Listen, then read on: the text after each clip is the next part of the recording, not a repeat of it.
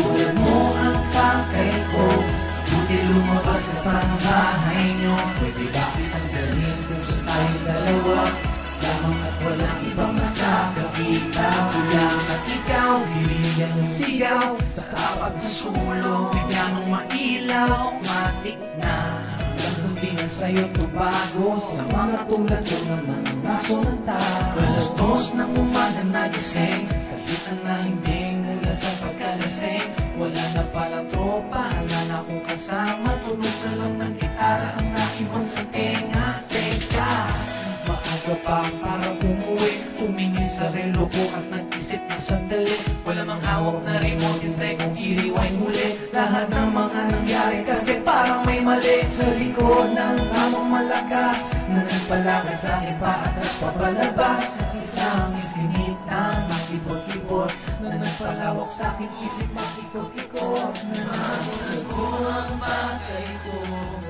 lumabas ka ng bahay mo. Bakit ang dali?